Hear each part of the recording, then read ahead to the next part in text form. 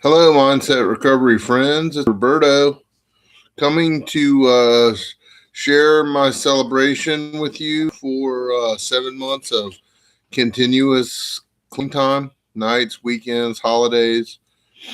Um, yeah, if you've seen any of my videos, you'll know that this has been a long road to hoe, as they say down here in the South. For me, if you haven't, I invite you to go back and look at some of my previous videos. I decided to document my progress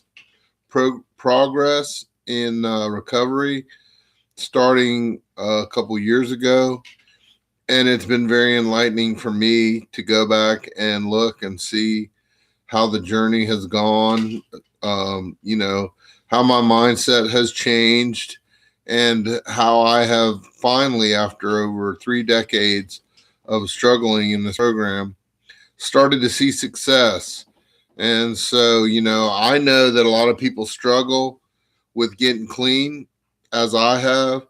And I thought that it would be helpful for people to be able to go to a resource like this and see the strategies that are successful, the pitfalls, share some experience, strength, and hope. I had started off in AA, a 12-step spiritually based 12-step program for recovery from alcohol. I really liked the things that they shared, and I had some connection with the people in the program. But about 10 months to a year ago, I transitioned over to Narcotics Anonymous, and I found that for me it was a better fit, even though it's, in my opinion, the same program. It's definitely based on the same spiritual principles. It's a spiritual and not religious program. AA talks a lot more about God because it was a program that started in the 30s, when that was, in my opinion, when it was a lot more acceptable. They pray some prayers in it. I guess from my understanding of the history of NA, a lot of addicts were going to AA because it was the only 12-step program. And I don't know the numbers, but I mean, I'm sure it was a lot of people, but probably a small percentage of people were having success with that program if they could get real and honest and had somebody who was accepting of their situation. I know even today it persists that at AA meetings, a lot of times they don't want you to talk about anything that's got to do with any substance that you struggle with other than alcohol. Even though it's kind of funny because a lot of them, especially in this day and age, when we're looking at old people that were at Woodstock, drugs were a part of their story. But because they primarily struggled with alcohol, they kind of like to keep it focused on alcohol. Whereas NA is focusing on addiction. So it can be anything, any substance you struggle with.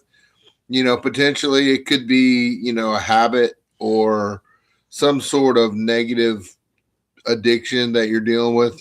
Gamblers Anonymous was the second program to come out after AA, before Narcotics Anonymous. But as I was saying, so Narcotics Anonymous was kind of an offshoot because people were kind of shunned in AA, a lot of them.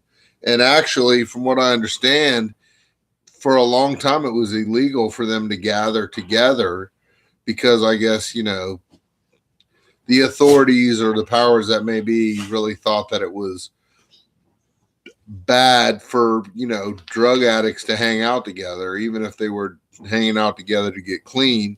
So NA kind of developed, and they kind of had to sneak around and have secret meetings. And, it was kind of, it was almost shady to be a drug addict trying to get clean.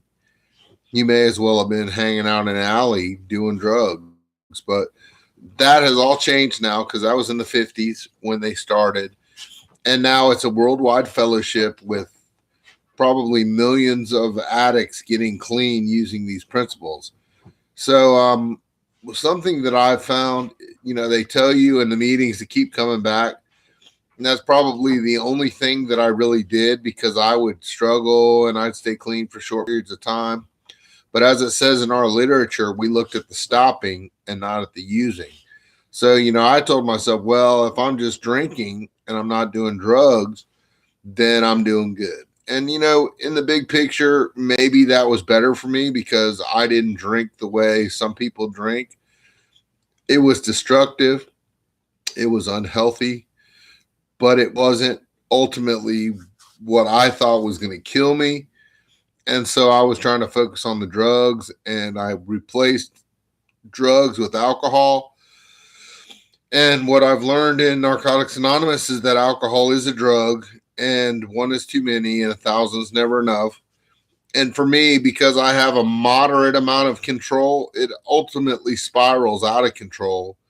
But I could drink what I considered a reasonable amount for short periods of time, but it always led me back to other addictive, compulsive behaviors. And those other behaviors are ultimately what I knew was going to take me out.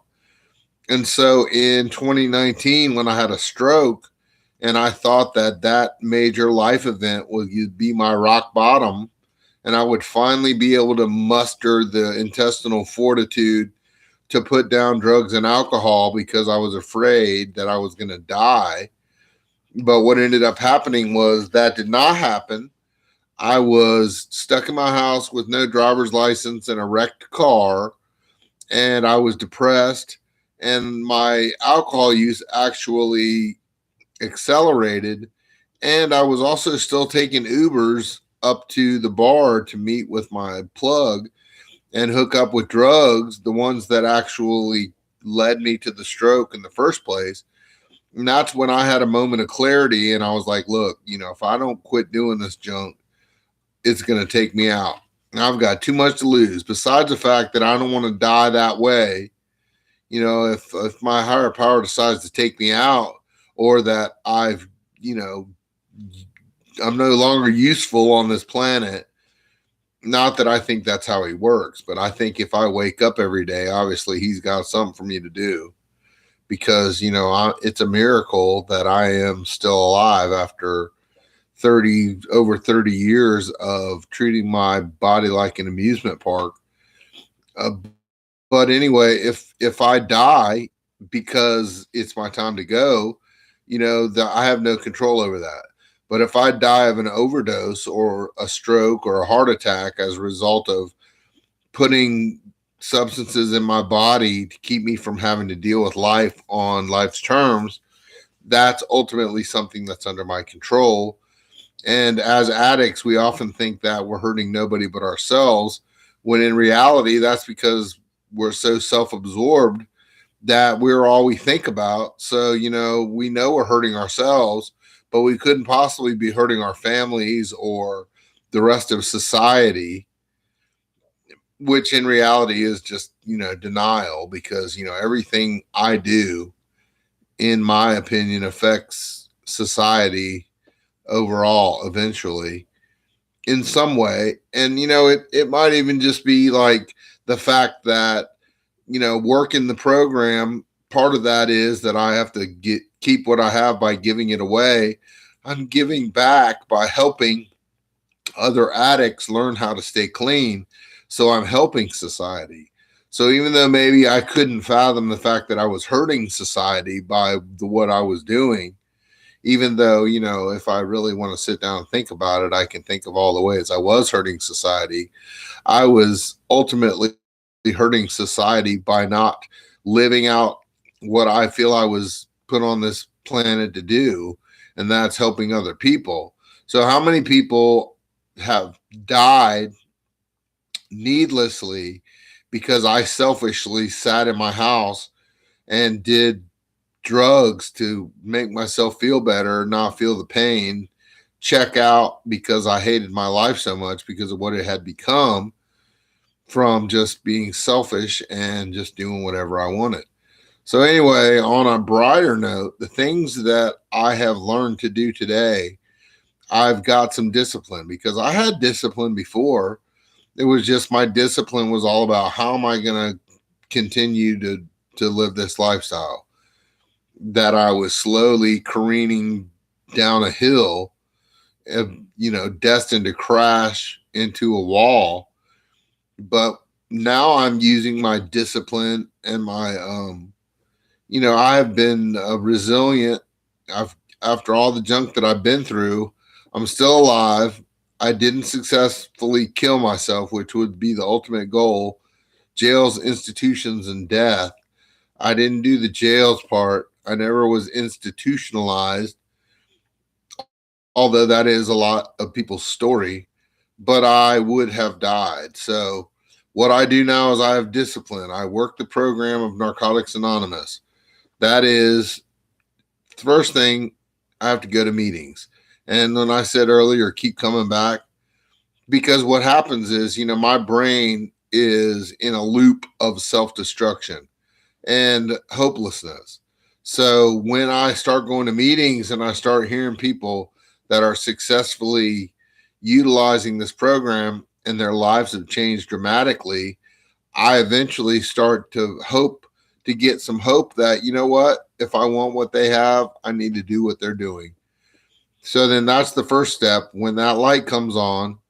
And then, I did that a lot of times and I picked up my white chip or my white key tag and decided that I wanted to give up the high cost of low living. But when it got hard, I just went back out. And then by the grace of my higher power, I made it back in the rooms and picked up another white chip. But that's demoralizing. Over a period of time, I started to feel like I was copping out and giving up. So what I had to do was get plugged in to the program, get me a sponsor. And this is a person who has hopefully a significant amount of clean time, but at least has been clean for at least a year, has worked the steps in enough of their entirety to be able to teach somebody else to work the steps, somebody that I can call when my brain that's stuck in the destructive loop is telling me to do something that is not a good idea.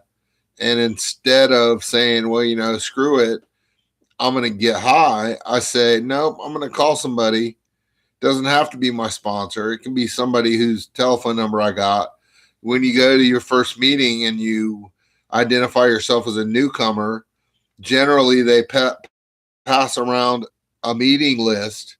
It has some suggestions on it of how to stay clean, and people put their telephone numbers on it so you can reach out to people in the program. Maybe you heard them share about something that you identify with. And you go, oh, yeah, that dude or chick or whoever. I mean, if you're a chick, generally they give you the meeting list of your same gender because, there's predators out there and, maybe guys are going to give you their phone number if you're a female and they don't have your best interest in mind. So hopefully that's not prevalent, but it is a chance that could happen. And, there could be females who are also, but I mean, the thing is, you pick somebody who you get a good vibe from. You may go through a few people before you get some people you can trust.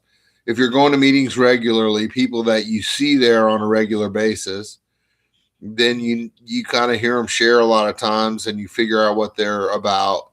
And you say, okay, I'm going to call this person because I'm struggling. And, as an addict, the secret weapon against addiction is another addict in recovery because they understand where you've been, what you're going through, and they have strategies that they can help you, to defeat the negative self-talk and the addiction that's talking in your ear that's telling you that it would be better to go out and use again than deal with the feelings, the stress, whatever it is that's triggering you to want to use. So then from that point, you jump off, you find somebody in a meeting that you've heard talk enough times, maybe you've talked to after the meeting, go up to them. People raise their hand at the end of the meeting, generally that are willing to sponsor. I have been through multitudinous sponsors. All of them I have gained something from, but I finally found somebody. he had 10 years of continuous sobriety, clean time, what have you. And I liked the things that he shared about. I could tell that he was knowledgeable about the program. He shared some wisdom, some experience, strength, and hope that I benefited from. And I went up to him and I asked him at his 10-year celebration if he would sponsor me. And so now he is teaching me how to do this program, because you can't teach yourself something that you don't know. So now I have him as a resource to call.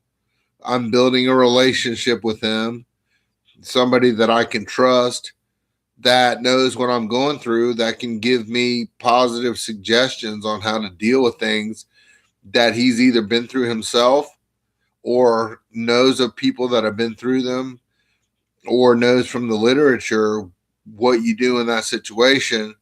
He doesn't tell me what to do. We say you don't give advice in the program, that advice kills people, but just what's worked for him. So now I'm getting to the point with 7 months where I'm starting to be restored to sanity. And now I have a connection with my higher power. And I oftentimes intuitively know what to do already. So that's already starting to happen for me. My life is turning around. I'm starting to make good decisions. My relationships with people in my family and at work changed. The way that I interact with people has changed. My first instinct is often not the correct thing, but if I pause and pray about it or call somebody or just think about it for a while, a lot of times intuitively it comes to me what I should do in that situation. When that first started to happen, I had to run it by my sponsor a lot of times. But when I started to see that my brain was on the right track, now I can trust myself a little bit more. So if it's something major or I'm struggling with something or I really genuinely don't know what to do, I have resources of people that I can reach out to. But generally in my daily life, I am able to make more sound decisions than I was when I was using, because my brain was just, going around in circles a lot of times. And my first thought was not the best one, but I would impulsively go with my first thought. So I'm learning to live by spiritual principles. It's very simple things, help a lot. I just know if a situation comes up where I feel like I need to lie about it, I already know that honesty is a spiritual principle. So, I can still choose to lie if I want to, but I know deep down that that's not the right decision. And what I'm finding is if I do the right thing, good things happen. Whereas if I do the wrong thing, I have to suffer the consequences of my decisions. And, that's a learning process. We still make bad decisions. But, the longer you go in recovery, I don't even have a year yet. I'm still technically a newcomer at 7 months. I feel like I'm being skyrocketed into a new dimension. I have hope. I'm able to keep commitments. So then the other thing is with your sponsor, after an agreed upon time period and your sponsor talking to you every day, then you make a decision with your sponsor to start the steps. NA is really cool. It's got a step working guide that has discussion questions. So you can sit down and do step work. And then you go over your step. When you're done with it, you go over it with your sponsor. And then they tell you if they think you're ready to move to the next step. So they work with you one-on-one. So the goal is in this program, in my opinion, is first you got to figure out how to get clean. You have to work those principles consistently. Just making up your mind to never use again, no matter what. And then you move on to the next step where you start figuring out really from the steps what's going on, what happened to you, why you make the decisions that you've made, why you started getting high in the first place, maybe, and then what to do differently in the future. And you kind of learn about yourself. And then after you have gone through steps and you have a year of clean time, And, in the meantime, I've been volunteering, helping out in meetings, going to hospital and institution panels, volunteering to go in to facilities, detoxes, etc., to volunteer and bring an NA meeting in there for people who are institutionalized because you know their lives are unmanageable as a result of poor decisions that they made, normally including substances. And those kinds of things help you, because I know that for me, addiction is a selfish disease and I only thought about myself. So now when I'm helping other people, I'm not concentrating on my own stuff. So it helps me not obsess about whatever it is I'm worried about. I'm thinking about other people, which is new for me. Then you'll go on eventually, after clean time and experience and gaining knowledge from the program, you go on to helping other addicts do what you did. And, from what I've been told, the sponsor gets as much or more out of it as the sponsee does. And you build that personal relationship with that person. And I'm learning a lot of things. I'm maturing and growing up in this program because, it's said that when you start using, you stop emotionally maturing. So, I mean, for me, I was in my late teens, but I was still or mid to late teens. So I was, in a very formative period of my life where normal people that didn't have these negative behaviors maybe learned how to do life. And I learned how to do life by, if things aren't going my way, I'm going to get high. And that was my only coping mechanism. So that's what I've done for 30 some years. So now I was probably about 14 or 15 emotionally when I got into this program.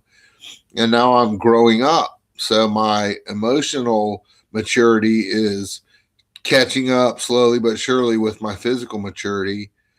And I'm doing living amends by, being the person that I was meant to be now, and allowing people in my life to trust me because I'm not living sketchy anymore.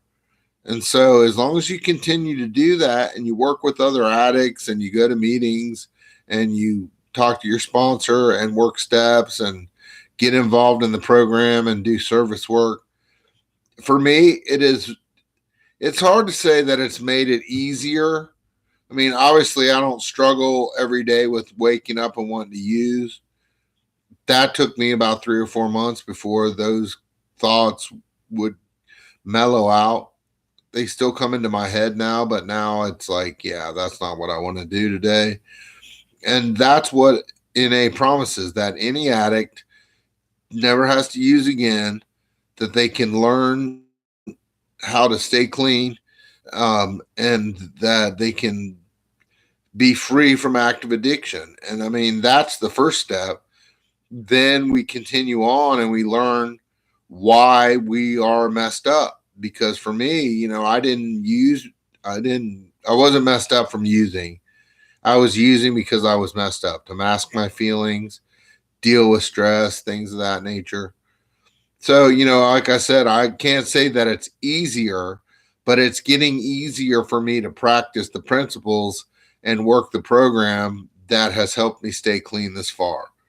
So, if you are new to the program or thinking about getting into the program, what I can tell you is that, I never thought it would work for me, but it turned out for me to be that just wasn't spending enough time consecutively in the program and working it the way that it was designed to be worked.